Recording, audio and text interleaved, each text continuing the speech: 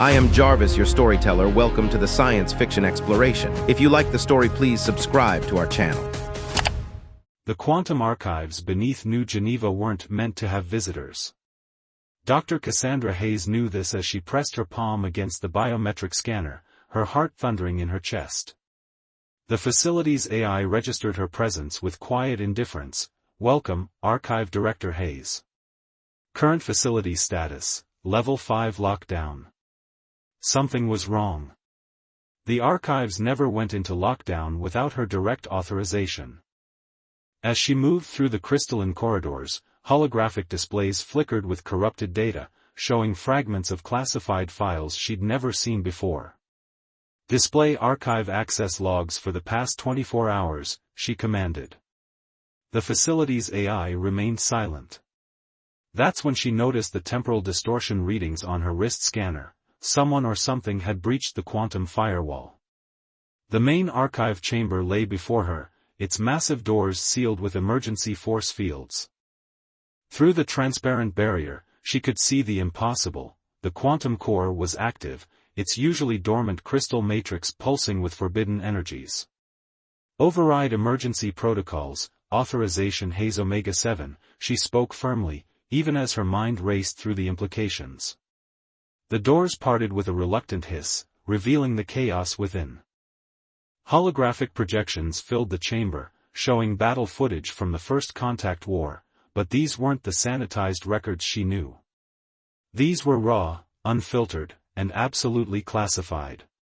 At the center of it all floated a ghostly image of a warship unlike anything in human history. Its hull seemed to bend reality itself, absorbing light and energy in ways that defied physics. The designation scrolled across her retinal display, EFS Phoenix, Dimensional Phase Warship. My God, Cassandra whispered, it was real.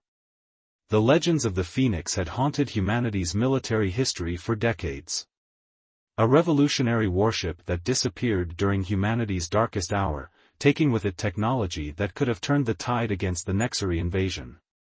Most believed it was propaganda, a story invented to boost morale. But here was proof, hidden in the deepest layers of Earth's most secure database. Her discovery was interrupted by a soft chime from her neural link. Director Hayes, a voice she didn't recognize, spoke directly into her mind. I apologize for the intrusion, but you need to leave. Immediately. Before she could respond, the archive's emergency sirens began to wail. Through the quantum core's shifting light, she saw shadows moving in the corridors, figures in stealth suits, their outlines barely visible against the crystalline walls. Who are you? She demanded of the mysterious voice, even as she began backing toward the emergency exit. Someone who's been waiting 50 years for someone like you to find this, the voice replied. The Phoenix Project wasn't just lost, Director Hayes. It was hidden. And now they know you found it. The first plasma bolt sizzled past her head, leaving a scorched mark on the archive's ancient walls. Cassandra dove behind a data terminal, her military training from her younger days taking over. She wasn't just an archivist, she had served in the Earth Defense Forces before dedicating her life to preserving humanity's history. The quantum core, the voice urged, use it to transfer the Phoenix files to your neural cache. Quickly. Her fingers flew across the holographic interface, initiating an emergency data transfer even as more plasma fire filled the chamber. The quantum core's light intensified, burning the classified files directly into her augmented memory. The last thing she saw before the emergency teleport activated was a figure stepping through the smoke, tall, inhuman, with eyes that glowed like dying stars. A Nexari infiltrator, here in Earth's most secure facility. She materialized in her private office 50 levels above, alarms still blaring throughout the complex. Her neural link was already calculating escape routes, but the mysterious voice spoke again, take the maintenance shaft to sublevel 3. There's a smuggler's ship waiting. Captain Bishop may be a drunk, but he's the only one I trust to get you off Earth alive. As she ran, the weight of what she had discovered pressed against her consciousness. The Phoenix wasn't just a warship, it was a key to humanity's survival. And now, after 50 years of silence, it had chosen her to uncover its secrets. Behind her, the quantum archives began to self-destruct, taking with them any trace of what she had found.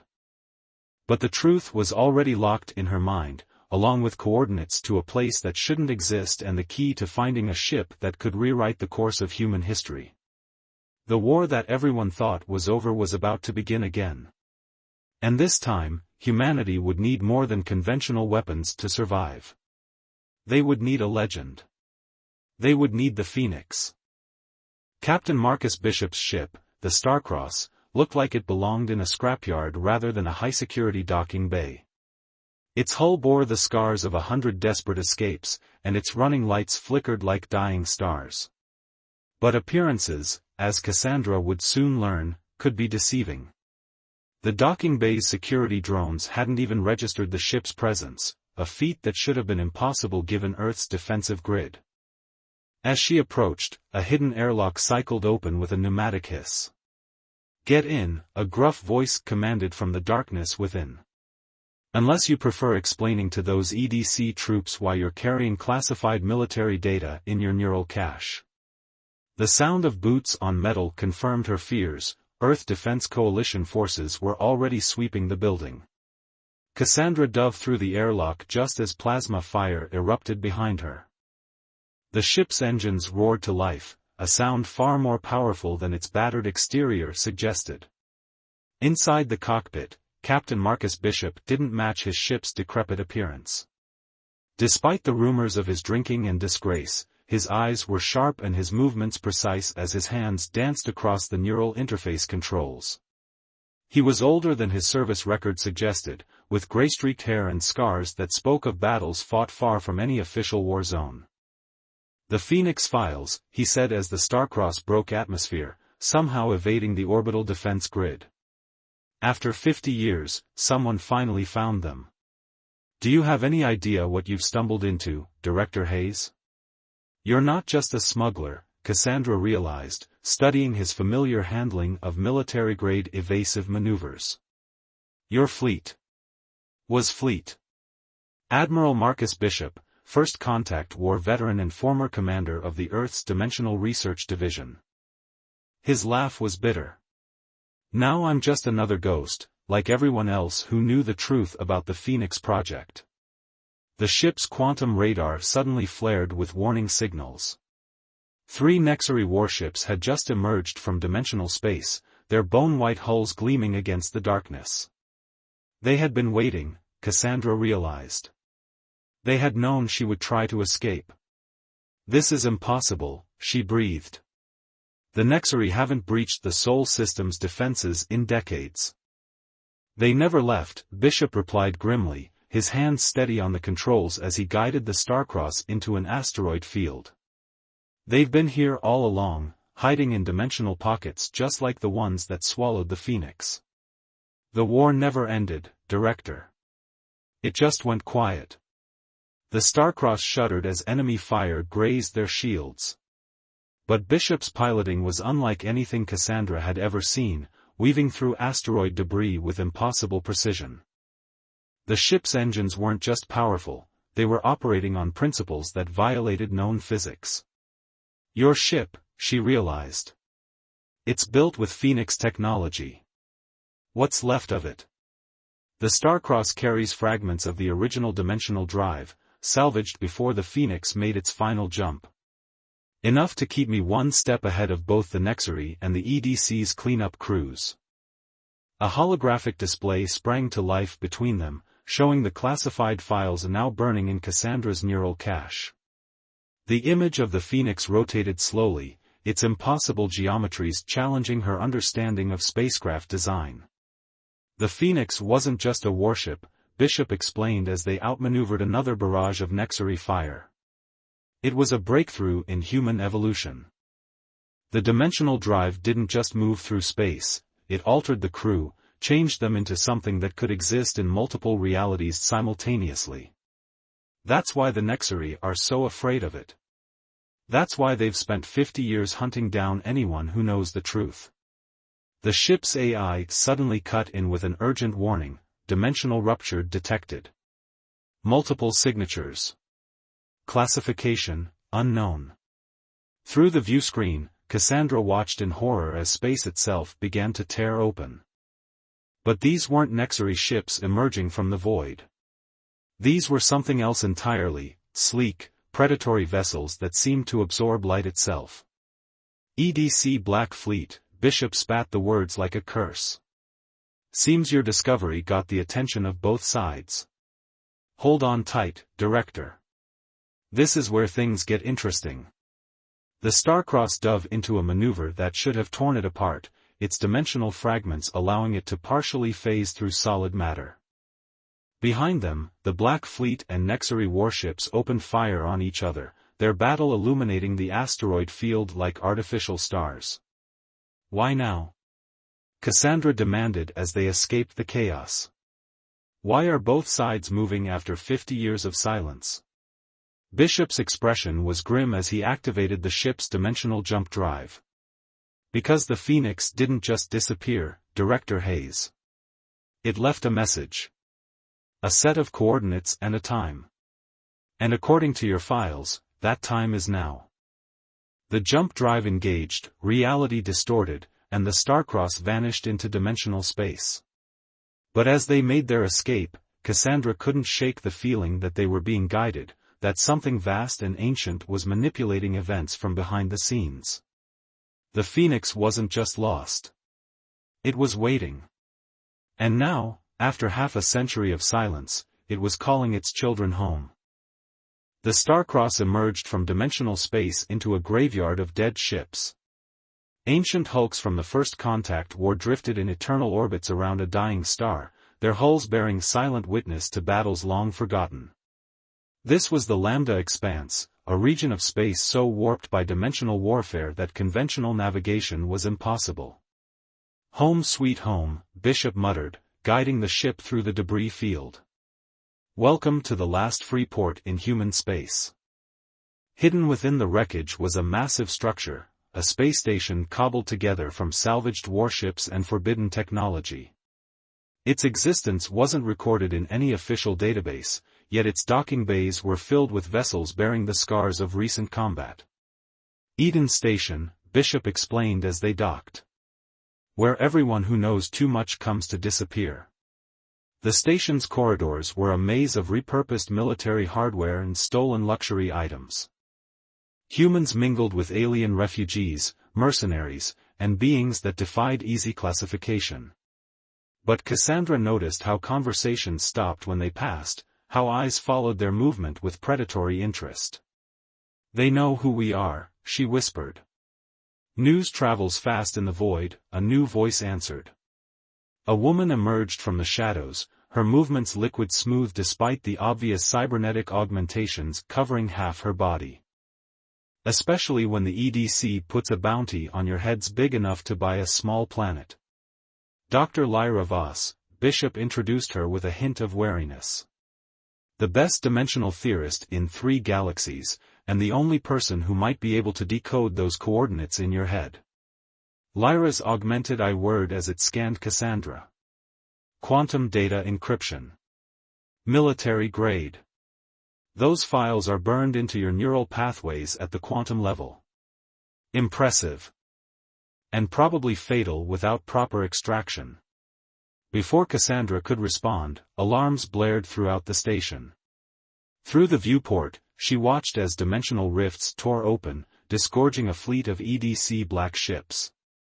At the same time, Nexari warships appeared from the opposite direction. They followed us, Bishop growled, reaching for weapons that hadn't been visible moments before. Both of them. No, Lyra corrected, her cybernetic systems interfacing with the station's sensors. They followed him. A new figure stepped out of a nearby doorway, tall, muscular, with the distinctive silver eyes of a void walker. The genetic modifications that allowed humans to navigate dimensional space were illegal in EDC space, but this man wore them like a badge of honor. Commander Dante Reed, he introduced himself with a predatory smile. Former Phoenix Project test pilot and the reason you're all still alive. You sent the warning, Cassandra realized. You've been watching me. I've been watching everyone who gets close to the truth. The Phoenix didn't just disappear, it evolved. And those of us who were part of the original crew, we evolved with it. The station shuddered under the first wave of enemy fire. Through the chaos, Reed led them deeper into the station, past hidden security checkpoints and through corridors that seemed to bend reality itself. The Phoenix was more than a weapon, he explained as they ran. It was an experiment in human transcendence. The dimensional drive didn't just move through space, it moved through possibility. Every jump rewrote the laws of physics, changed the crew on a quantum level. We became something new. Something that could exist in multiple realities simultaneously. They emerged into a vast chamber dominated by technology that made Cassandra's neural implants scream in protest. At its center stood a device that could only be described as a dimensional forge, a machine designed to bend and shape the fabric of reality itself. This is why they're really here, Lyra said, her cybernetic systems interfacing with the forge. The Phoenix left pieces of itself scattered across dimensions.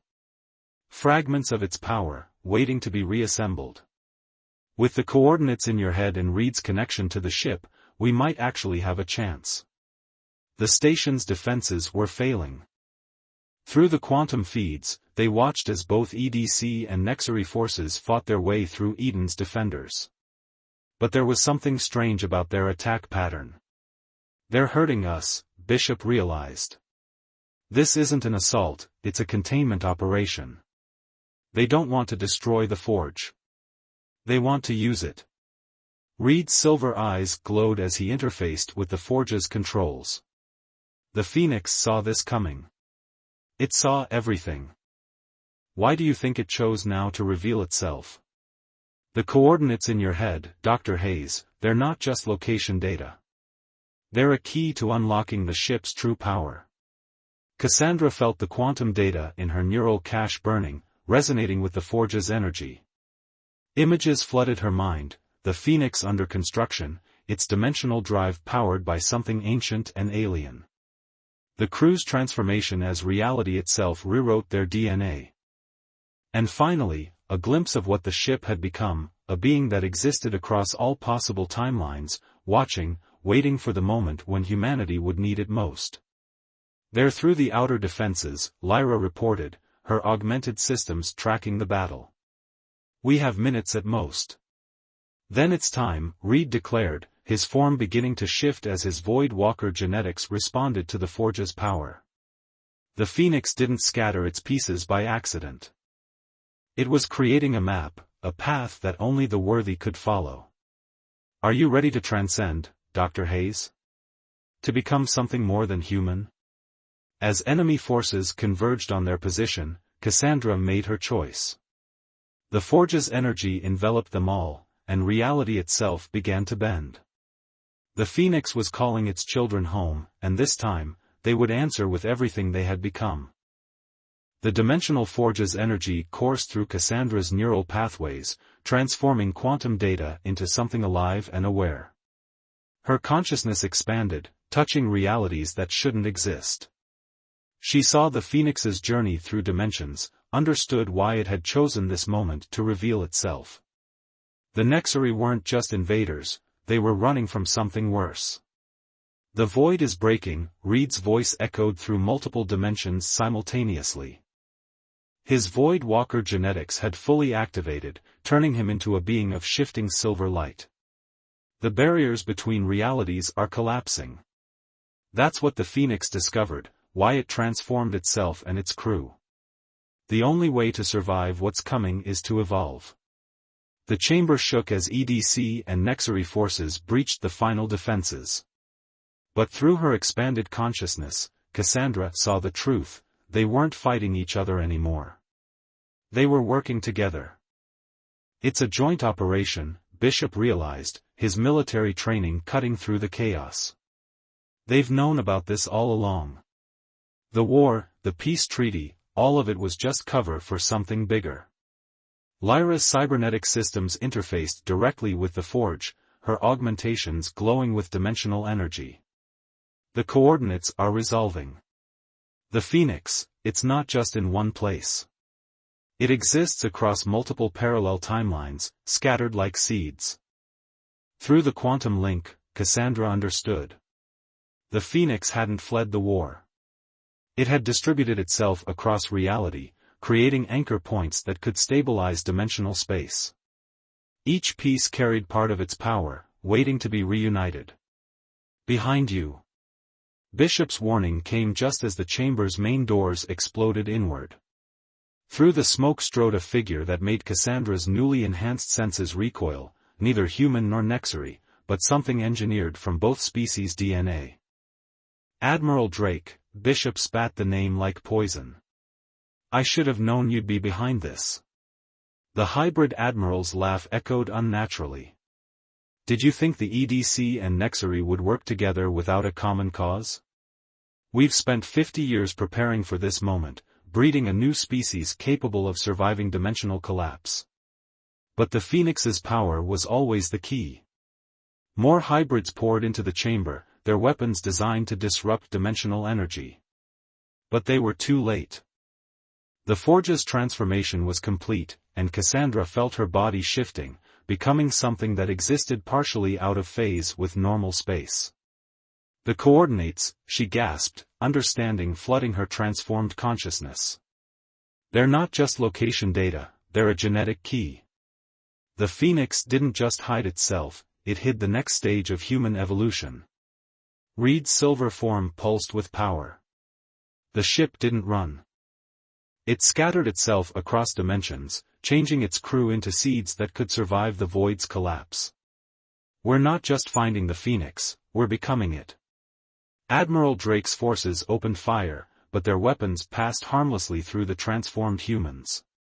Lyra's cybernetic systems had merged with the Forge's energy, turning her into a living quantum computer. Bishop's military experience translated into dimensional combat instincts, letting him move through space in ways that defied physics. But it was Cassandra, with the Phoenix's quantum data burned into her neural pathways, who finally understood the ship's true purpose. Through her expanded consciousness, she saw the void between dimensions breaking down, reality itself beginning to unravel. The Nexary hadn't started the war to conquer humanity, they'd started it to force human evolution, to create beings capable of surviving what was coming. We need to go, Reed commanded as reality rippled around them. The Forge is destabilizing. If we stay here, we'll be trapped in this dimension when it collapses. Drake's hybrid forces pressed forward, desperation in their inhuman eyes. You don't understand what you're dealing with, the Admiral snarled. The Phoenix's power was never meant for baseline humans. Give us the coordinates, and we might let some of your species survive what's coming. Instead of answering, Cassandra reached out with her newly transformed consciousness, touching the quantum data hidden in Eden Station systems. Emergency bulkheads slammed down, cutting off Drake's forces as the station's dimensional drives activated. The Phoenix didn't choose us randomly, she realized, power flowing through her transformed body. It chose us because we could see beyond the lie of the war, beyond the divisions they created to control us. It chose us because we could understand what it really is, not a weapon, but a key to unlocking humanity's true potential. As Eden Station began to tear itself apart, the transformed humans joined hands, their combined dimensional resonance creating a portal through the void. Through her expanded senses, Cassandra felt the Phoenix calling to them from across realities, guiding them home. Behind them, Drake's forces fought against the station's collapse, their hybrid bodies unable to fully breach dimensional space. The Admiral's last words followed them into the void, "You're only delaying the inevitable. When reality breaks, you'll wish you had joined us." But Cassandra knew the truth now. The Phoenix hadn't run from humanity's enemies, it had evolved to fight a war that transcended physical space. And now, transformed by its power, they would find it and finish what it started 50 years ago. The portal swallowed them just as Eden Station exploded, its destruction rippling through multiple dimensions. They were committed now, changed forever by forces they were only beginning to understand. Somewhere ahead lay the Phoenix, waiting to complete their transformation. And behind them, reality itself was starting to break. They emerged from dimensional space into a realm that shouldn't exist, a pocket universe created by the Phoenix's power. Before them floated the legendary Warship, but it was no longer the vessel shown in classified records. The Phoenix had evolved, its hull a living lattice of dimensional energy that pulsed with conscious purpose. It existed simultaneously across multiple realities, each version slightly different, creating a crystalline pattern that stretched into infinity.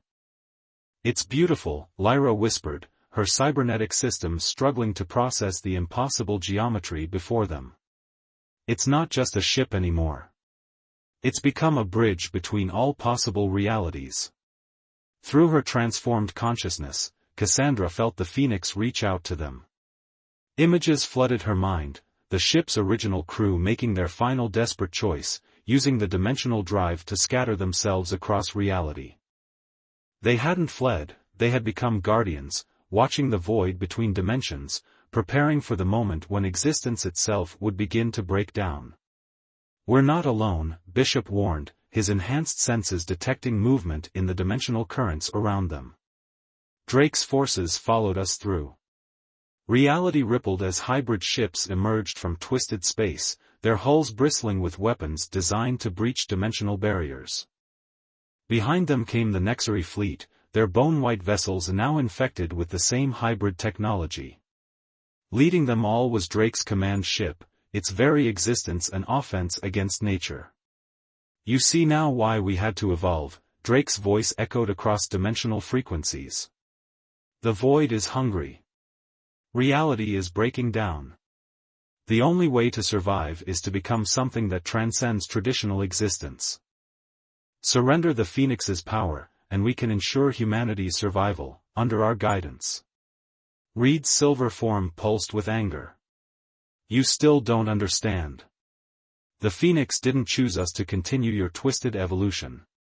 It chose us to stop it." The hybrid fleet opened fire, dimensional weapons tearing holes in the fabric of spacetime. But the Phoenix responded, its consciousness merging with its chosen crew. Cassandra felt her awareness expand exponentially as the ship's power flowed through her transformed body.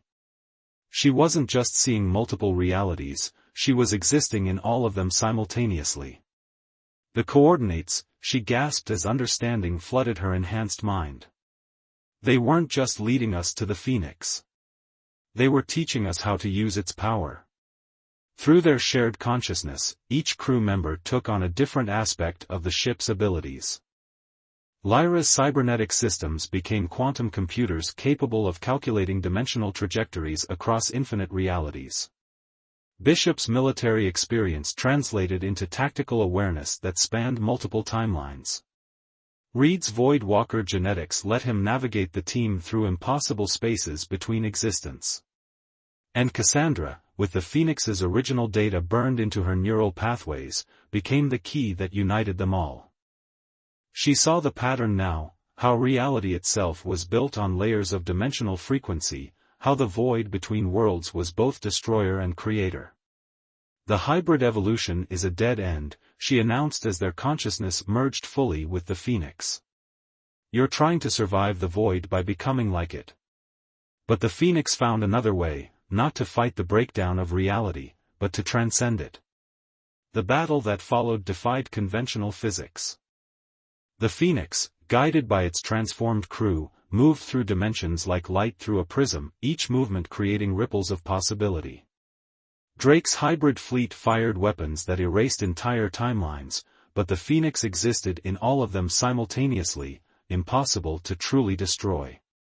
"You're only delaying the inevitable," Drake raged as his fleet's weapons failed to land a decisive blow. "The void will consume everything. At least our way preserves something of humanity." "No," Cassandra responded, her voice echoing across realities. "The Phoenix showed us the truth. The void isn't destroying reality, it's transforming it.